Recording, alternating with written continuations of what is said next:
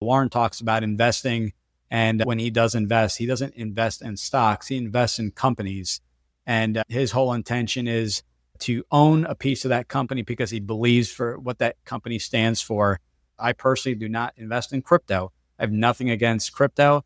I don't understand and I'm not comfortable with that type of currency. So I don't invest in it. Can you make money? Absolutely. Can you lose money? Absolutely. Is there a plan? It's doing your homework and not going into anything blind. And that goes back to owning and understanding your business and industry. Welcome to the Franchise Freedom Podcast, where you can escape the corporate trap through franchise ownership. Here's your host, Giuseppe Grammatico, the franchise guide. Welcome to the Franchise Freedom Podcast. I'm your host, Giuseppe Grammatico, your franchise guide. I'm going to mix things up today. We've been doing a lot of conversations around franchise ownership. We've had various franchisors, franchise companies on here, funding and franchise attorneys, and wanted to mix things up a little bit because a lot of things flow all together. And the reason I bring that up is just had the opportunity this weekend to listen to the Berkshire Hathaway annual meeting. And for those that haven't listened to that meeting, I believe the entire 2 hours of Warren's speaking is up on YouTube, and you can listen. There's a 6 hour plus recording. So there's some commentary before and after, but Warren is someone I've been following since I was in college, going into the late 90s, and someone that his principles really aren't just about investing in the stock market, but investing in businesses, investing in yourself. Wanted to really discuss because he's been a role model to me. I follow his ways of investing and really had an impact on me over the years. Again, if you haven't listened to it, check it out. I'm going to see if I can include the YouTube link here. And just a great listen. So he will be stepping down and replacing himself in the business as he approaches the age of 94, 95. So just a quick little bio on who Warren Edward Buffett, billionaire investor, philanthropist, served as CEO and chairman of Berkshire Hathaway, is known as the Oracle of Omaha, and is considered one of the most successful investors in the 20th century. In 1965, Buffett gained majority control of Berkshire Hathaway, a textile manufacturer, and turned it into his primary investment vehicle. Why do we talk about Warren? The reason we do is, number one, he has consistently beat the stock market and has a different approach. The overall stock market, we refer to that as the S&P 500. And he's got some investment principles that I think remain true regardless of whatever industry, if you own businesses or own stock bonds, real estate, it all applies. And the reason we talk about this quite a bit, and we're going to get some future guests on the show, is that everything flows together. So for myself, for example, the income I make from my franchise consulting and coaching business, I reinvest back into my business. I reinvest into real estate. I reinvest into the stock market. The money is flowing. There's definitely some additional income streams. Warren talks, we're going to get into his 5 rules, but his rule number 1 and 2, which are pretty funny here, are number 1, never lose money. And rule number 2 is remember rule number 1. But I wanted to just list his 5 rules, and then we're gonna dive deep into a few of them here. So Warren's 5 rules, we call it Buffett's wisdom for potentially building wealth, include investing for the long term, staying informed, maintaining a competitive advantage, focusing on quality, and managing risk. So those are some of the principles. There's plenty more, but for this episode, for this show, we're going to talk about the 5. So investing for the long term, I find this one very interesting because in order to invest in the long term, you need to have a vision. When you're looking at an investment, whether that be a stock you're looking to invest in the stock market, or even your own franchise or non-franchise business, before getting into that, you need to have a vision. Where do you want to be? What are you looking? Are you looking to own the business for 5 years and flip for a profit? Are you looking to own for the next 20 years, retire, and create a legacy for your family? Having that long-term vision is crucial. It'll help you put everything on track, place everything out so you have annual goals. So if it means starting at one location and adding a location every year, ending with 10 in the course of 10 years, you write that out. That way you have something to work off of. I personally use Google Docs and a Google Sheet so that I can share with my mentors. If you have a coach, you can share with your coach, anyone on your team, your investors and partners, and your spouse, whoever's involved in the process. But having that long-term vision, I think, is crucial. Warren talks about investing, and when he does invest, he doesn't invest in stocks, he invests in companies. And his whole intention is to own a piece of that company because he believes for what that company stands for. He believes the company is undervalued. He could potentially add value and or see value down the road. So this is not something about buying a stock and trading it. He's talking about actually owning a piece of the business, having that mindset and shift, that as opposed to just trading stock and just dealing with numbers on paper or tickers on paper. You're actually owning a piece of the company. So the intention is to own for the long term. So that is number one. Number two, staying informed. Staying informed, that means a lot of things. Knowing on what's going on in the industry. Has your industry changed? Staying informed goes into, I look at it on the side of business ownership, is learning about AI. What are some of the advantages of using technology? What are some changes that the industry is experiencing? And again, this applies to business ownership as well as if you're owning stock, or as Warren says, owning publicly traded companies. But staying informed as to the changes, what effects will there be with the change in addition of AI? What does the market look like? Figuring out what is the competitive pricing? What are things we should look at when it comes to equipment? Staying on top of the equipment if there's equipment involved. Staying informed of, and we're going to talk about this, your competitors, but knowing what the competitors are doing specifically in the market when it comes to pricing, when it comes to equipment and ways of going about business. Staying informed is also a big one, whether it's, again, investing in the stock market or your business, because you want to know what's going on in your industry and how you can stand out. So if you're in the painting space, what is it that will help you maintain that advantage and help you stand out in the industry? Which brings us into number three, which they merge together there, but is maintaining a competitive advantage. You need to know what your competition is doing. You're not spying on them in a bad way, but you want to know exactly what they are doing differently, what's working, what's not working. You're in the same industry. You're potentially competing for the same customers and clients. So what is going to make you truly stand out in a painting business? Going back to a very simple business to understand, it's the simple fact of customer service and follow-up, showing up for an appointment on time and really being professional, being able to quote the customer same day, show them before and afters, give them different options when it comes to the finish of the paint.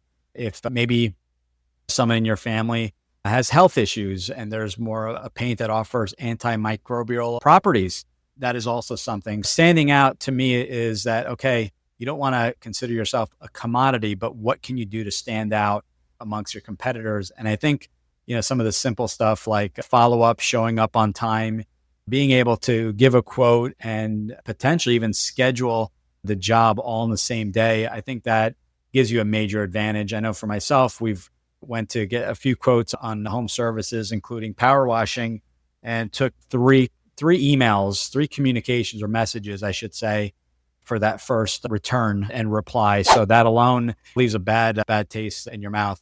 Followed by number 4, focusing on quality and always going over and beyond your customer. So if you own a business, they have options. Odds are whatever product or service you're offering, there's going to be competitors out in the market. So what do you do? And again, a lot of these are bleeding together, but what do you do when it comes to quality as far as follow-up? And that follow-up, I always tell everyone, is that mistakes or issues are inevitable. It's part of business. Things will happen. It's how you go about fixing that. And when I had my last companies, we would go back and say, we know that mistakes and issues are inevitable and they're going to come up. What we will do is, in the event something were to come up, number one, we try to prevent it by doing a daily inspection. But in the event something does fall through the cracks, this is your main point of contact, and this is how we will go about fixing that issue. Fixing the issue, being proactive to make sure it doesn't happen again. And depending on the extent of what happened, whether it was a missed service, a missed area, going over and beyond and issuing a credit for the day or for a partial credit. And going back into the investment world, focusing on quality, is that you're really getting to know the businesses that you're investing in, what service or product they're putting out, getting to experience the service or product. If you don't believe in the service or product, that may not be the right investment for you, same as it may not be the right business for you. These are things that come up over and over again. And the over kind of arching theme behind all this too is that you need to also be able to understand your market. And I should actually say, I take that back. You should really be able to understand your business, what business you are in. A lot of franchise companies, again, they may be in the painting space, but what they really excel is they're a marketing and sales engine. That's the true business. They excel at marketing, sales. They're a lead generation engine that they can really apply to just about any home service type of business. A business, and not investing in a business or starting a business you don't truly understand, and taking your time before launching or investing in a current business or investing in that specific stock, that publicly traded company. Really understanding the business is going to be key. Knowing everything about it, experiencing it. If you're going to invest in a certain business, you want to experience a service and product, as I mentioned earlier, before diving in and investing in that business. And you don't have to be invested in anything. In the stock market, there's mutual funds, there's bonds, there's commodities, there's crypto. There's so many different options. Don't feel like you have to be able to invest in all those areas. I personally do not invest in crypto. I have nothing against crypto. I don't understand, and I'm not comfortable with that type of currency. So I don't invest in it. Can you make money? Absolutely. Can you lose money? Absolutely. But the whole premise there is investing in things that you're comfortable with, have experience with. And that's not to say I don't get up to speed and maybe invest down the road. But currently, I feel like between my business, my investments in real estate and the stock market, that's comfortable for me. I'm getting growth. I'm getting monthly and quarterly income and distributions, and that's okay. So don't feel like you have to be in every aspect of the market, or that you have to have 20 different businesses. Mark Cuban talks about this all the time. We had one of his companies he invested in on Shark Tank called Source Soap. You only have to be right once is something he talks about all the time, and you're going to have some failures in the mix as well. So you don't have to have 20 businesses. You can really focus in on one business and do a lot of damage with that business. If you think about it, 24 hours in a day, if you're focusing on one business versus, I had met someone early on in my career. He owned 7 businesses, and I go, why 7? He's like, well, for every day of the week, he would literally dedicate himself and go to that car wash, and he owned a separate auto detailing business and a business that dyed clothing and sold dyes, and 4 others. And he would actually spend that day in and off a small little office, talk to everyone, and dedicate a day a week for each business, which I thought was cool. Did they all equally make him money? They all made him money. He did say there was 1 or 2 that made a majority of his income, but I found that interesting. So there's no right or wrong here, I guess is the point I'm trying to make, is that you don't want to spread yourself thin, especially when you're launching your first business. Really get to know the business, the platforms to be on, and focus on quality. You want to give that product or service everything you have. You don't want to go in halfway and have a lot of mistakes and forget the follow-up and things like that. And number 5 on Buffett's 5 rules that we summarized for today would be managing risk. Managing risk starts with your due diligence. And that goes back to long-term viewpoint, and reiterating his rules: staying informed, maintaining a competitive advantage, focusing on quality. And managing risk is really going back to say, okay, what are the risks? What are the threats in the industry? Will AI affect my business and or service? Are there more competitors moving in and offering a similar type of business, specifically in the market I am in? How do I manage risk? Well, I also look at things when you're starting a business, and it's managing your cash flow. I always say when you own a business, you're always going to find ways to reinvest back into the business. So a big part of that is, okay, I had Rocky Lalvani from Profit First, and it's paying yourself first before expenses, figuring out a way to say, okay, for every dollar that comes in, 20% are going to taxes.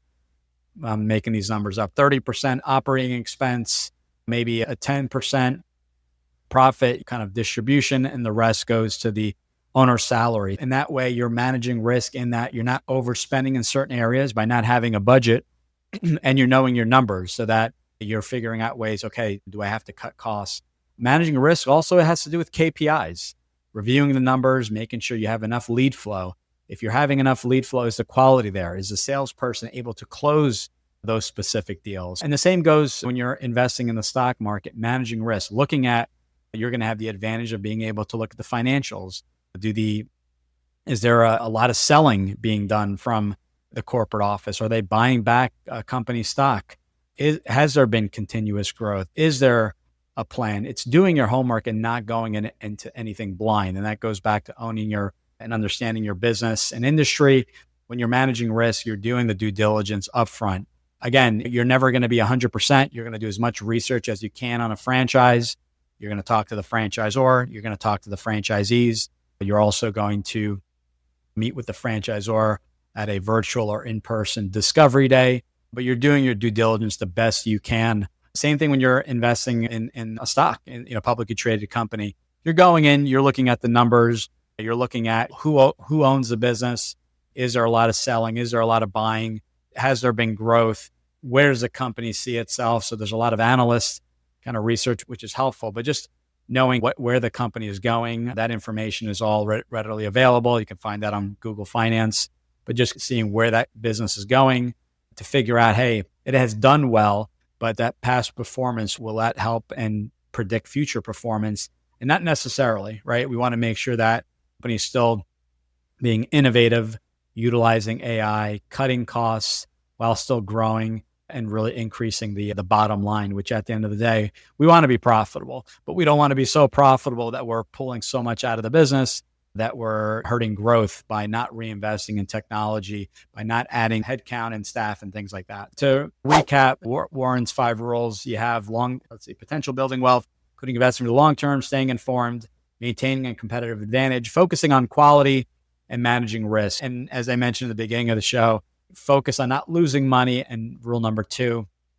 is don't forget rule number 1. So obviously, no one goes into business with the intention of losing money. But I think when you start a business, the intention is, let's make money. Let's get systems in place. The franchise will give you that competitive advantage, but let's reinvest back in the business. So we have the blueprint. We know exactly what to do and the systems in place, but we want to make sure to increase headcount should the demand be there on the market. So a lot of great stuff. I wanted to do this quick show because, just as I mentioned, I've been following Warren for over, I would say, close to 30 years now.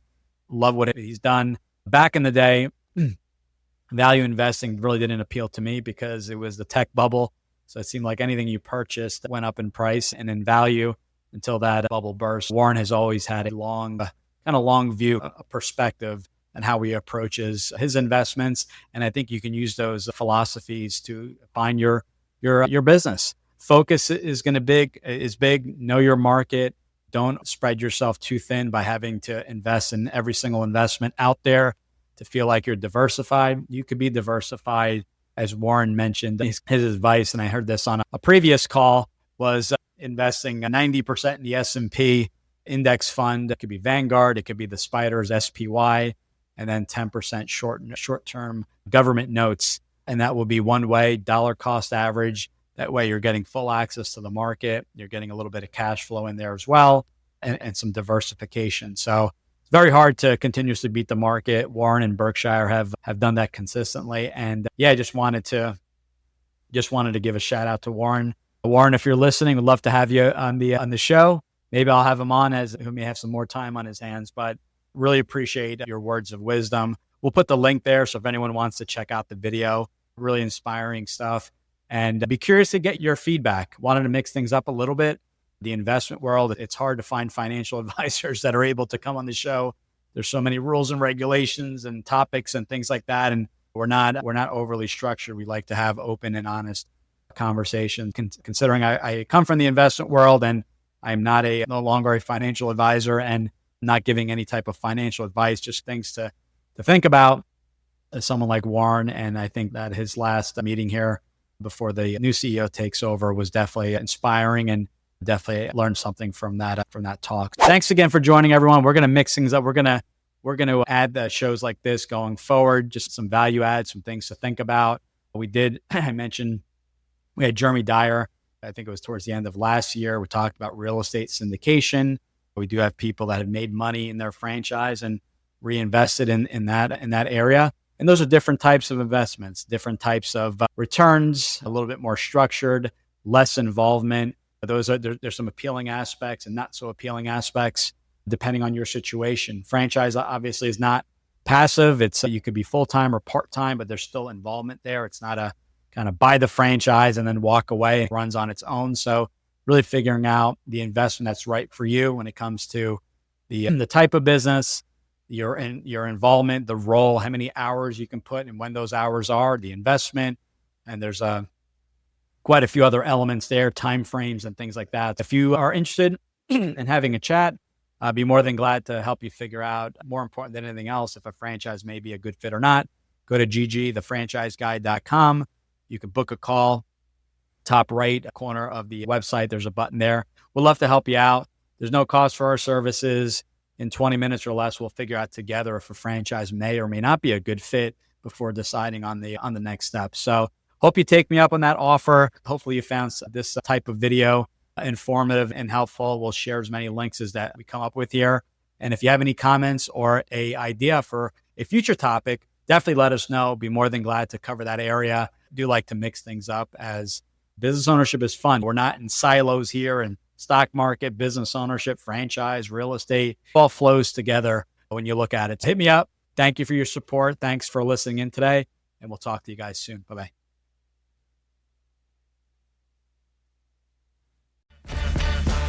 Thanks for tuning in. If you want to learn how to make the transition from corporate to owning your franchise, join Giuseppe on the next episode. You can also follow on all social media platforms and achieve financial and time freedom today.